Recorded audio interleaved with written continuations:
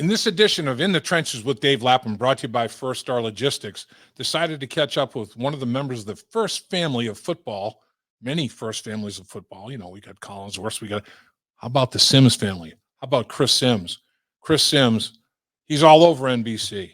Everything is National Football League, NBC, Chris Sims. It all just rolls off the tongue.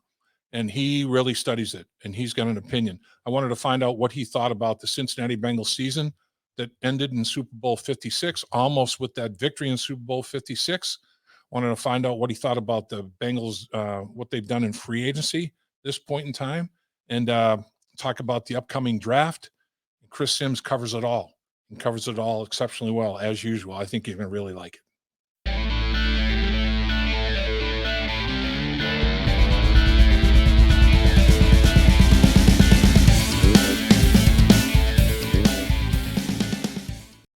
Welcome once again to In the Trenches with Dave Lapham, brought to you by First Star Logistics, coming from our beautiful First Star Logistics studios, as always. And our very special guest at this time of year, this is the guest to have, none other than Chris Sims, unbelievable quarterback himself. I had the pleasure of broadcasting quite a few of his games when he played at the University of Texas. And this guy was a heck of a quarterback and tough man. Mentally and physically tough. This was a football player. How you doing, my man? I'm doing good, man. Thanks a lot. Thanks for the kind words. I don't know how good I was, but I will say I was tough and a football player. That's for sure. I love the sport, and yeah, I know we had that one day together, freezing cold Nebraska, right, where my finger popped out of the socket. Yeah. I ran over to the sideline. They popped it back in, and I think I threw a touchdown pass the next day. If you want to get in the hearts of an ex-offensive lineman, defensive lineman, whatever, that's the way you do it. And hopefully that's how I broke into your heart right there. No doubt. Absolutely no question. I mean, you know, your dad Phil was tough as nails, and the apple did not fall far from the tree, man. When you did that, and you kind of like, okay, yeah, go ahead, put it back in. They tape it up. You're going to throw a touchdown pass. I'm like, that's a football player right there. That's big time. That was awesome. And then, of course, played in the National Football League, third-round pick of the Tampa Bay Buccaneers. So this man knows of what he speaks, not only at the quarterback position, but at every position in the game of football. And I know you study it as diligently as anybody, Chris, and it's very interesting. First, though, I want to ask you about the Bengals season. The Bengals on December 12th lose in overtime to a good San Francisco 49ers team at Paul Brown Stadium, lose that football game in a very well-played game, but they're 7-6. You know, I'm thinking, boy, I can just win a couple of games and maybe get a wild card spot or whatever. And they start playing their best football at the most opportune time of the season, go 6-1 don't lose until the Super Bowl. And they have that 6-1 end to the season. How surprised were you that they started playing that type of football? I'm not going to say I was shocked. I was not. You know, I think there was a few times, and you know, people can go back and check the videotape if they want. But during about the halfway part of the year on NBC Sunday Night Football, I had come out a few times because, of course, the AFC North was so hard to figure out. Where I had gone, to me, I was going to look at Cincinnati. I don't know how good they can be, but I had the least amount of questions about their football team. I knew it hadn't all been put together, but you know, the Steelers, you go, oh, man, Big Ben, the offense. I don't know what the hell is going to happen there. Cleveland was all over the place. Baker Mayfield's play was all over the place. The defense would look great one week and get shredded another week. The Ravens, of course, were a little all over the place. They had the injuries, right? And then, you know, towards the end of the year, Lamar got hurt and all that. Since Cincinnati, I kept going, well, wait, where's the real weakness of the team? Receivers are good. DBs are good. You know, defensive line's good. Okay, offensive line could use some work. We know that. But, you know, overall, I always, you know, about the halfway point, I thought they were a player. Long story short, I went, this is a team that can get in the playoffs and maybe make some noise. And that 49ers game that you brought up, I think that was one of those moments where you went, because I looked at the 49ers and been saying all year, I think they're going to win the NFC Championship game. Don't be shocked if they're there. That's where I looked at Cincinnati and went, wait, 49ers roster is as good as anybody in football. The Bengals were toe-to-toe with them, and had some opportunities really to win the game and had some things go against them with some bad penalties and everything like that. That's when I went, they are for real. What I've been saying is meeting my eye test, all of that. They look the part, and watch out for them. So make it all the way to Super Bowl 56. Yeah. And, just can't quite finish it. I mean, literally within a minute of finishing that football game and becoming our world champions, which would have been unbelievable. But being AFC champions is a heck of an accomplishment. It definitely is. But their opponent, the Los Angeles Rams, Bengals had done a decent job in free agency and the draft over a 2-year period, rebuilding their defense by free agency and their offense through the draft, and really put together, a pretty good roster. The Rams said, okay, we're pushing all the chips in the middle of the table. We're going to trade for Stafford. We're going to pick up OBJ. We're going to build this roster as unconventionally maybe as some people had. And it's NFL's a copycat league. And now all of a sudden, everybody has deserted the NFC for the AFC. I mean, it's unbelievable how every position, particularly quarterback and receiver, it's nuts how strong the AFC is. But do you think that a lot of teams are saying, hey, we're going to try to duplicate what the Rams did? I do. I think there's that. I think, they look at the Rams, they look at the Bucks and go, wait, they got the quarterback that won the Super Bowl. Wait, Peyton Manning went to the Broncos, not too far down the road, back in history, brought them to 2 Super Bowls. But I think, with the current environment, NFL players maybe becoming a little more NBA-ish, and I mean that by being a little bit more maybe aware of the business aspects and the powers they have there, that, players are going to be, more inclined to, I'm not happy here, get me the hell out. Hey, I'm not happy here, get me a new contract. And I think these teams have gotten to the point to where they're like, a little like, well, hey, he doesn't want to be here. Screw him. We don't want to pay him. Fine. We'll try to make it work and get him out of here.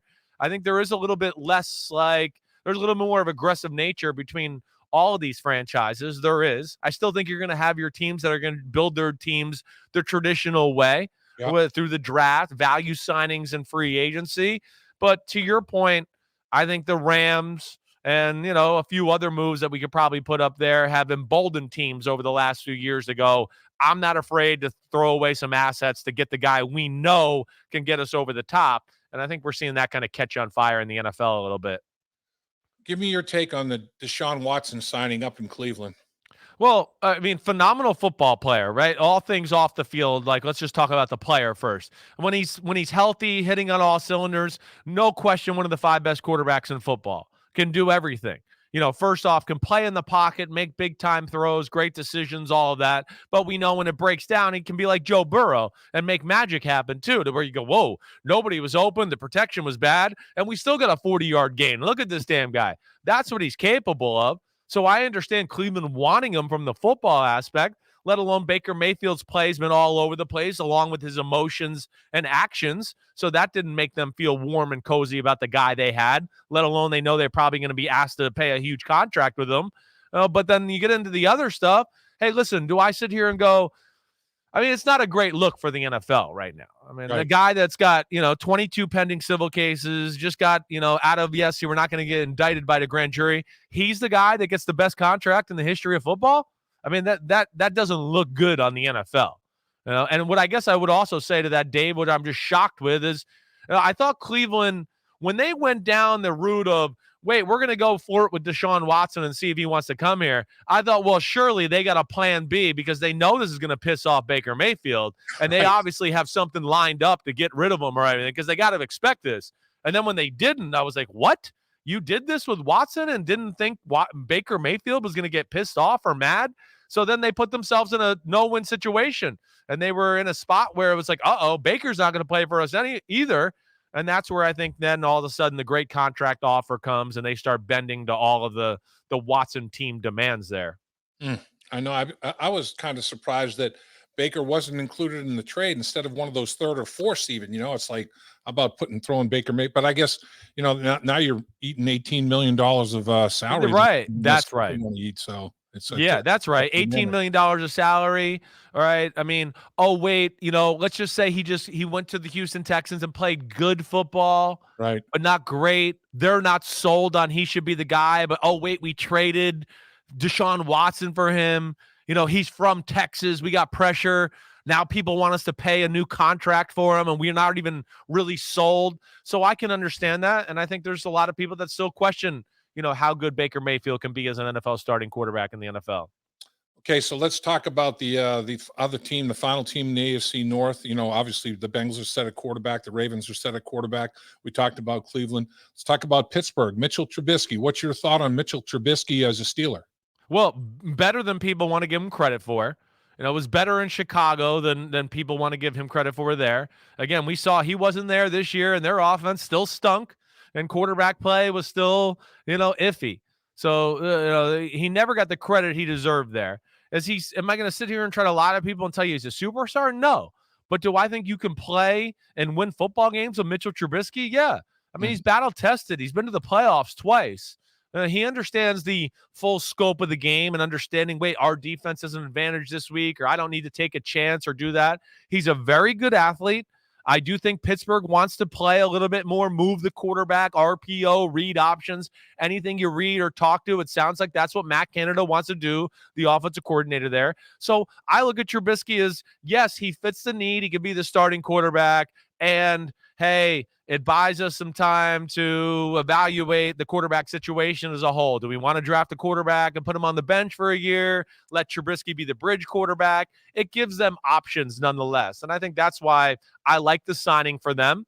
And, his physical abilities will make that offense more dangerous. I mean, Najee Harris, Chase Claypool, Deontay Johnson, him keeping the ball around the edge, them sprinting him out, the bootlegs, all of that. They haven't had that with Ben Roethlisberger the last few years, let alone Ben's arm wasn't the same and he couldn't stretch the field at all. So that's where Trubisky will be able to bring, a new angle to that offense.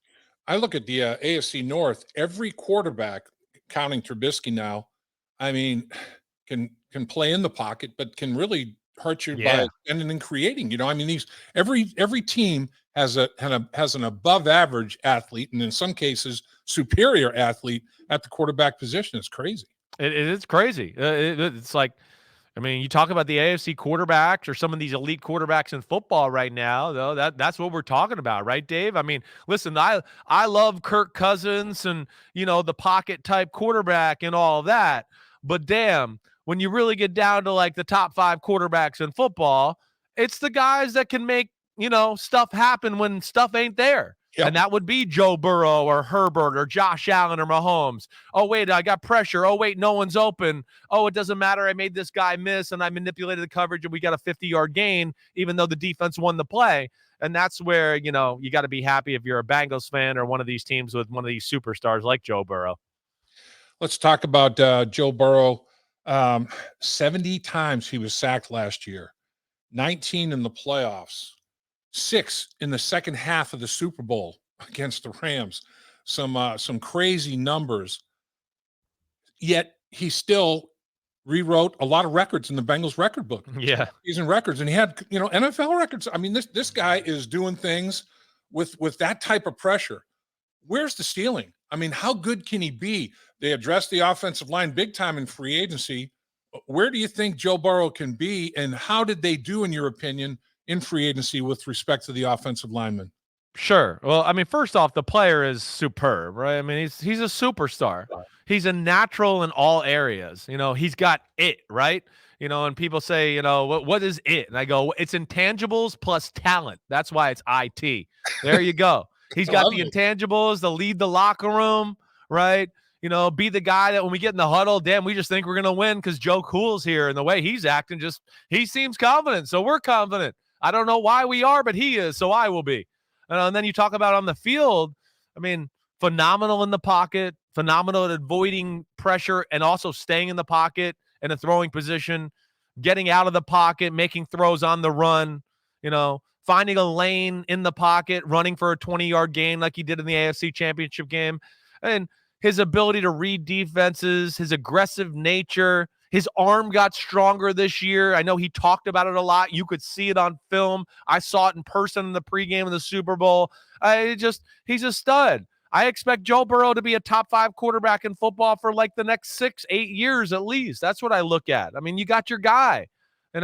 Cincinnati's cool right now. My son didn't give a damn about the Cincinnati Bengals, and now he's like, Joe Burrow. The Bengals are cool, and he wants their gear. So that's what he's done to that football team, and that's where he's really special. It's easy to root for. It's fun to watch. He's got it all, man. He really does.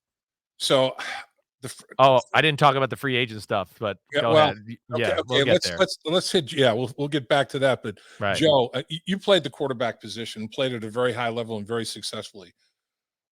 A great offensive line coach that I had said, "Look, you guys, it's not just about time. You got to give your quarterback space. He's got to be able to see. You can give him time, but man, if everything's compressed in his face, we're not doing our job, man. And how big a deal is that to hopefully give Joe Burrow a pocket where he can step up, climb the pocket, manipulate, and all those kind of things? How much easier is it to play quarterback? It makes all the difference in the world. Your ability to see, your ability to throw the appropriate ball all the time. That's where, the perfect pocket. Okay, you give Joe Burrow the perfect pocket, I'm going to go, well, yeah, he's going to make a lot better decisions than when people are all in his face and he can't really see things. And then, hey, you give him a better pocket, same thing goes with the throws. He's going to be a machine throwing the ball with a pocket. He'll never miss. Damn, he barely ever misses with people all around him. Right. So what's he going to do when the pocket's clean? That's where he's amazing that way. He is. Now, you're going to have to deal with some sacks every now and then. Okay, it's like Mahomes, Russell Wilson, John Elway. You get every now and then, yeah, you play that game and you're willing to do it because, the next time you might break that sack and get a 50-yard gain to Jamar Chase down the sideline. So that's going to be part of it. But, yeah, they got to give him a fighting chance. Again, I think the Bengals, you can get away with it with most of the NFL because of how talented he is. The offense is good. You got weapons on the outside. But it's those 2 or 3 teams that we're talking about, the elite teams, the Rams being one of them, that had the unit to really expose the weakest part of the Bengals, which was the offensive line. And then, of course, that's the way the NFL playoffs go. You're always going to play the team that's your kryptonite. And it's how good are you? Can you overcome it? And they had to play the team with the best pass rush in football. And that didn't match up well with them for the Super Bowl. But, the other thing, too, Dave, that people miss, not only is it going to make Joe Burrow better, but you got some guys on your offense that are freaky. And let's shore up the protection so we can draw up some cooler plays for T. Higgins and Jamar Chase to go, hey, you run 40 yards this way and then run to the corner for a 60-yard post corner. And hey, you, T. Higgins, run the deep crosser 30 yards across the field. And let's see if we can make some explosive plays. Those are the things that the Bengals will thrive in. They just need protection to be able to let the coaches scheme up those plays and then let Burrow and company execute them. No doubt about it. Okay, so at First Star Logistics, we're a very strict company that really puts the pressure on our employees.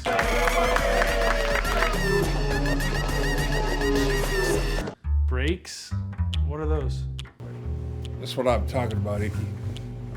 Get the body right, then the mind's right. Gotta get that body right. That's right. Yes, sir.